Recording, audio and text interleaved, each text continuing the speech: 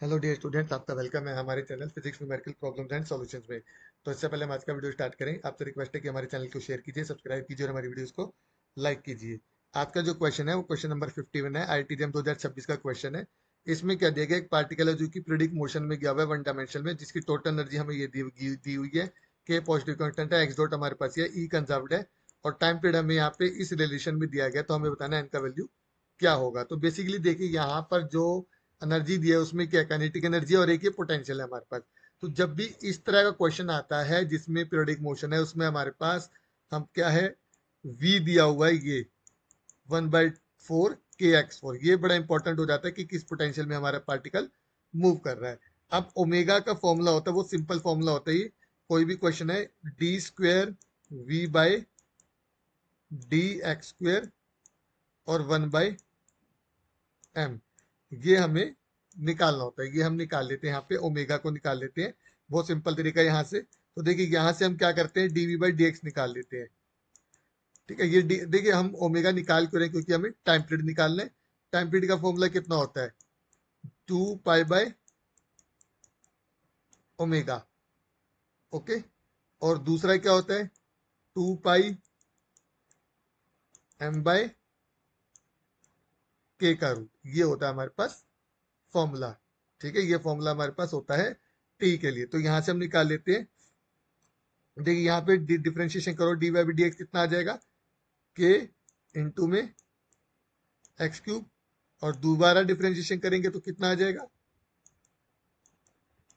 3 k x²। अब यहाँ पर ये वैल्यू हम पुट कर देंगे, तो ये कितना हो जाएगा, ओमेगा का वैल्यू हमारे पास 3 k/m इंटू में x² का अंडर रूट।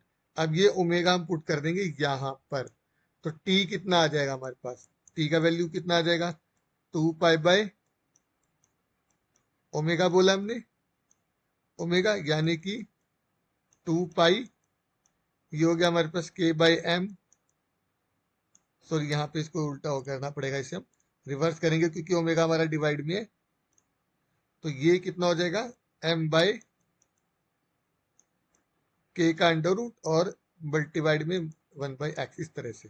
तो देखिए हमारे पास जो t आया, अब यहाँ पे ये फॉर्मूला था हमारे पास, ये नहीं यूज किया हमने। क्यों नहीं किया, क्योंकि यहाँ पर डायरेक्ट इधर से आ रहा था। अब ये जो ओमेगा वो यहाँ से आ रहा है। ठीक है, तो t हमारा किसके प्रोपोर्शनल हो गया, x⁻⁻1 के। तो ये जो फॉर्मूला है इसको हमने यूज करा है यहाँ पे। अब देखिए, अब जब हम बात करते हैं मैक्सिमम डिस्प्लेसमेंट की, तो हमारा जो x है वो कितना हो जाएगा, a के इक्वल हो जाएगा। तो t डायरेक्टली प्रोपोर्शनल हो गया a⁻⁻1 के। ये हम क्यों कर रहे हैं, ताकि हम इजिली देख सकें कि हमारा जो x है वो एनर्जी पे किस तरह से डिपेंड कर रहा है। अब क्योंकि मैक्सिमम डिस्प्लेसमेंट हो तो काइनेटिक एनर्जी जीरो हो जाएगी, और E हमारा किसके इक्वल आ जाएगा, टोटल एनर्जी 1/2 k A⁻4 के। तो यहां से E किसके प्रोपोर्शनल आ गया हमारा, A⁻4, और A हमारा प्रोपोर्शनल हो गया E⁻1/4। इसको अब हम यहाँ पुट कर देंगे, तो देखिए T कितना आ जाएगा, यहाँ पे डायरेक्टली प्रोपोर्शनल टू E⁻⁻1/4, ये आ गया हमारे पास। तो N कितना हो जाएगा, 4 हो जाएगा। तो आई होप स्टूडेंट्स ये क्वेश्चन आपको इजिली समझ में आ गया होगा। तो कोई भी क्वेश्चन अगर आपके पास इस तरह से पोटेंशियल का आता है और आपको टाइम पीरियड निकालना है, तो ये वाला फॉर्मूला आप यूज कीजिए।